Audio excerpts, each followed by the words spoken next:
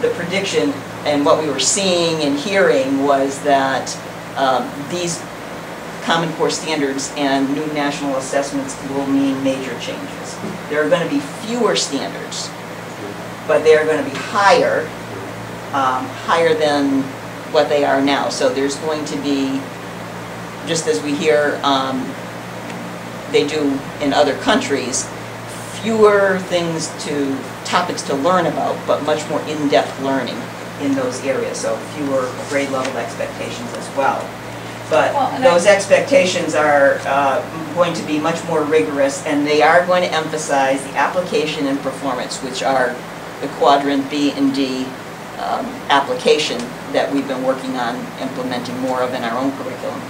Well, for me it was powerful to hear or see the statistics in terms of, you know, if you have the graph, if this is where school standards kind of are, this is where the SATs are, but guess what? This is where business needs them to be.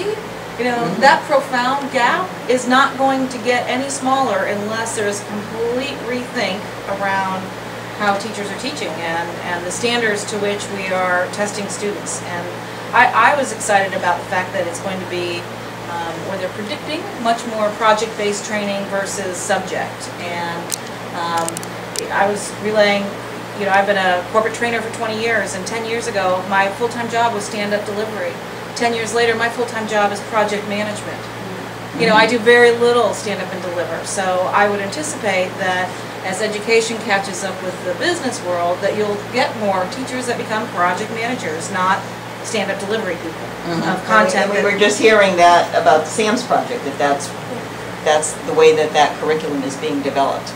And it is, going back to the quadrants, it is about quadrants B and especially about quadrant D, which is you know, our real aim of getting kids to. And I know I'm preaching to the choir here, but the be-all and end-all of education is not preparing them for business.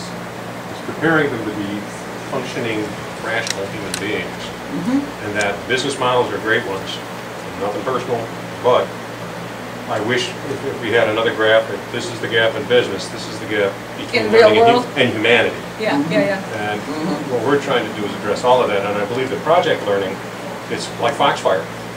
You know, I do and I understand. And so if you're in there with your hands and you're all messy, then you will discover something about yourself as you do it.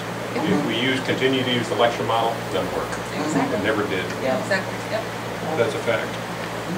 But I do want to emphasize, for those people that worry that we're not going to, you know, we're going to de-emphasize knowledge. You can't do projects without the knowledge with which to do them. So it takes it to a deeper level. It just takes it takes it to application of that knowledge and the reason for learning it. Kids say, well, what do I have to learn this for? If we can give them meaningful application, we can get them engaged and see why what they're learning is important. Engaged students. What Now this was a really interesting session, and I know Gwen and I attended. I'm not sure who else went, but they were talking about the assessments that are also coming along with the Common Core standards, and as part of the race to the top, there is a separate grant for developing assessments that will, an assessment system actually, that will go along with these new standards. And the newest member of the executive portion of the International Center has joined. She was in fact, just before she came to the conference, she was just ending her term as the Commissioner of Education in Maine. She is chairing one of the applicant groups. There are 3 grant proposals that have been received to receive this money to develop the assessments, and the applicants are groups of states. She's heading up one of those groups of states, and she was talking about their application, but she was also familiar with the other 2 applications. Rhode Island is with a different group of states, but according to her, she was saying that their proposals have come closer, and their thinking has come closer and closer together. So it may even be that they all end up working together on developing these assessments. But we'll be telling you a little later that we're going to participate again in the NAEP, the National Assessment of Educational Progress, and that's the only test that is taken by kids across the country, so you can have, you know, a fair comparison of achievement in different states. This is going to replace that. We will have a different national test, but everybody will be taking it, and not just sample groups as they do with the National Assessment of Educational Progress. That assessment is going to be much more open-ended, meaning that there, you know, is not a multiple choice, and we found that this is an area that our kids don't do as well on, but we're hoping through SAMs and through other projects that we're working on that they'll begin to do better. And it's going to be about application. Authentic indicators of what students know and can do with the knowledge that they have acquired and that is required. So the entire Common Core Standard movement aligns with higher order thinking and doing skills that are reflected in Quadrant D. And in this way, I think, you know, I as a superintendent sat there and I was feeling really overwhelmed about how are we going to get there from where we are, and then thinking we're on the right track. We've started this 3 years ago, and what we are doing is exactly on target for where we're going to need to go. So it's Quadrant D learning and instruction as it's described in the Rigor and Relevance Framework.